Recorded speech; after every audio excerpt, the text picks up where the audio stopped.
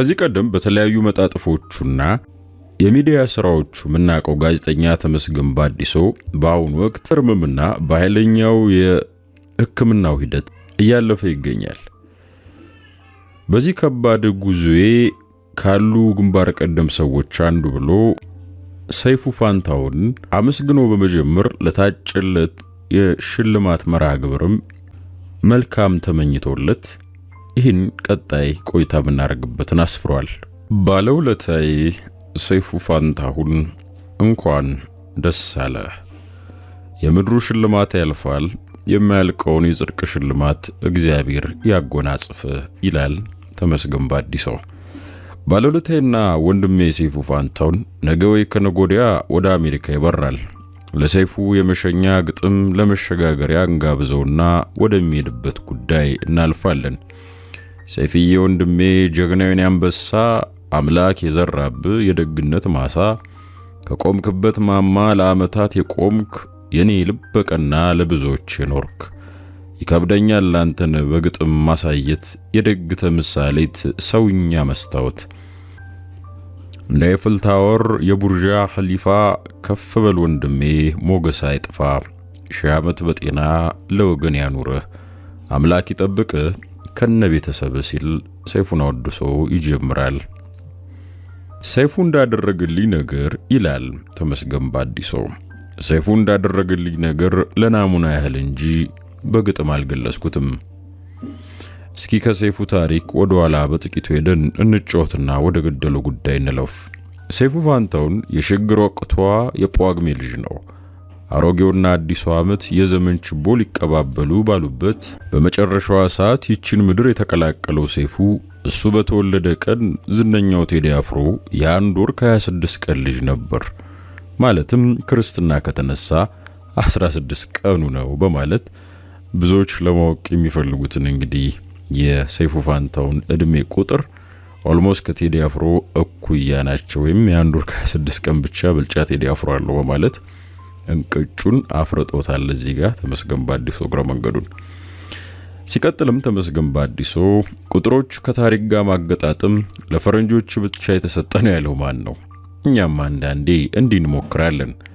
ይልቅ በቅርቡ ጳጉሜ ከካላንደር መፋቅ አለባት ብለው የቃዡ ሰዎች የሰይፉን ልደት ወደ የትኛው ወር ያሸጋግሩት ነበር ወይስ ምን አይነት ቀመር ይቀምሩ ነበር?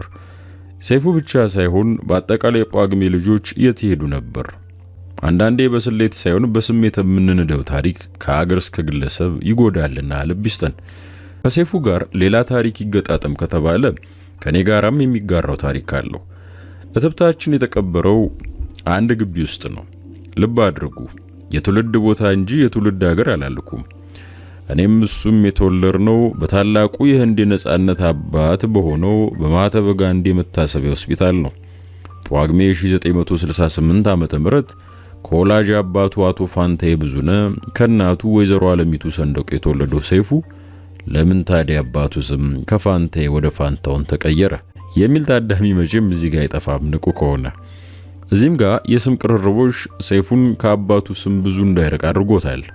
ምክንያቱም ሰይፉ ባሳደጉት አጎቱ ማለትም በእናቱ ወንድም በአቶ ፋንታሁን ሰንደቁ ስም ነው ሲጠራ ይኖረው። የሰይፉ አባት ስንት ፍርጎ ባቡር እየነዱ ሀገራቸውንና ህዝባቸውን ያገለግሉ ሲሆን ሰይፉን ብዛም የሚያጣጣሙት ዝታ ከአባቱ ጋር የለው። ምክንያቱም በ1970ዎቹ አባቶች ምድር ሲለቁ ሰይፉ ሕፃን ልጅ ነበር። ስለዚህ የወላጅ ምትክ ሆነው ወደ አዲስ አበባ ያመጡት አጎቱ የሰይፉን የእድገት ስፍራ ልደታ ቢሪሞ ሜዳ አካባቢ እንዲሆን ወሰኑለት። ሰይፉና ኪነ ጥበብ ነክ ጉዳዮች የተዋወቁት ገና በልጅነቱ ነበር። ይሄ ነው ሞዴሌ የሚለው ሰው በቤተሰቡ አልነበረም። አንዳንዱ ታላቅ ወንድሜን አይቼ እህቴን እያየው በማደጌ በአባቴ አሊያም ከናቴ ቀስሜ ለዛሬው ማንነቴ በቃው ብሎ እንደሚሰጠው ምስክርነት ሰይፉ ይሄን አይቼ የሚለው የቅርብ ሰው አልነበረም።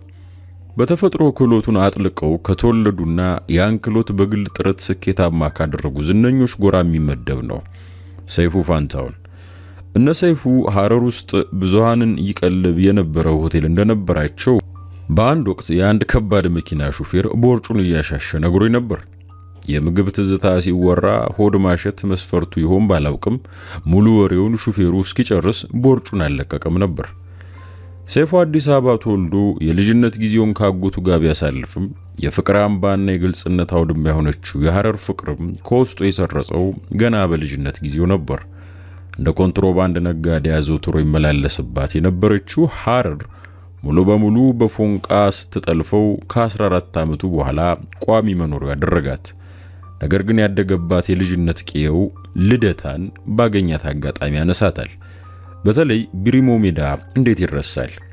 የተራገጠበት፣ የተላፋበት፣ ቅሪላ ያንከባለለበት፣ ከኩዮቹ ጋር የተጣላበትም የታረቀበትም ይሄው ሜዳ ለሰይፉ የትዝታ ባህር ነው። የመጀመሪያ ደረጃ ትምህርቱን የቀሰመበት ተስፋ ኮከብ የሥነ ጽሑፍ ፍቅሩን ያፈለቀባት የማለዳ ኩሬው ናትና ይህችን ቦታ እንዴት ይረሳታል? ሰይፉ ለመጀመሪያ ጊዜ ድምፁ ሞገር ላይ ዋለው ለገዳዲ ሬዲዮ ጣቢያ ላይ ነበር። ገና ተማሪ ሳለ ይሄን እድል የፈጠሩለት የታገል ሰይፉ እናት ወይዘሮ ሰናይት ሙሉጌታ ነበሩ። ሰይፉ የዛሬ ስኬቱ ላይ በቀላሉ አልደረሰም። ክህሎቱን ለማውጣት ቀይ መስቀል፣ ቤተክርስቲያን፣ የተለያዩ ክበባቶች፣ ሬዲዮ ፕሮግራሞች ላይ፣ የቴሌቪዥን መዝናኛዎች፣ የመዝናኛ ጋዜጦች ያላገለገለበት ቦታ የለም።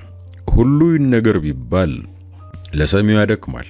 ብዙ ለፍቷል፣ ብዙ ታሽቷል፣ ቁልል ችግር ተሻግሯል። ላስጨራሽ የጊዜ ተራሮችን ወጥቷል፣ ወርዷል። እኛም አብረነው ከምንወጣ ከምንወርድ ለዚህ ሁሉ ልፋት ሽልማት ይገባል ወዳለው አካል በአቋራጭ ለምን አብረነው አንበርም?